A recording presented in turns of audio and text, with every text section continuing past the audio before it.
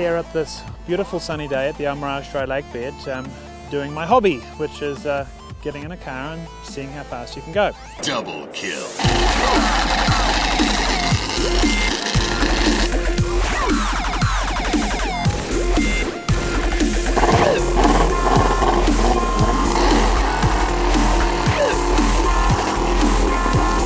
This is a Japanese Honda CRX, so it came as a four-door. It qualifies for the coupe category. It's got a very unique engine in it.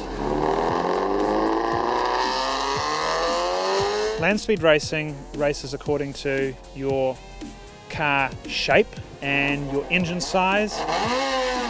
So there's quite a large number of categories you can run in. And having successfully run 2 litres for the past few years, we decided we'd build something a little bit different. We built a K15.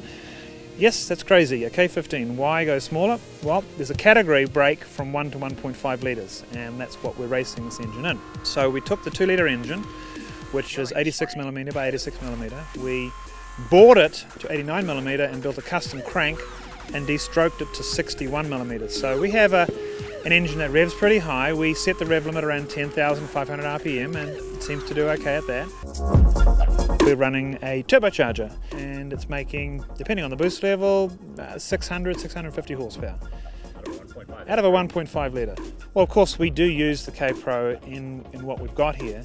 We take what we learn in the field here and we put that back into the product. You know, I've, in the last tuning, in the last few days, come up with a few things that could be improved, and I'll go back to Derek, my business partner, and say, hey look, can we look at these computer program changes and things like that? Our focus is on reliability. We're not always after the last horsepower because you've got to be able to back up the runs, you've got to be able to repeat them, you've got to be able to do it time after time. What we have here on the CRX, we have competition coupe.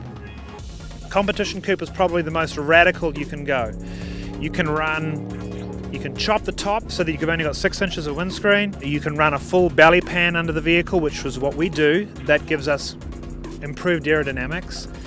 And you can run any kind of nose you want. So forward of the front wheels, you could have a 10-foot nose if you want.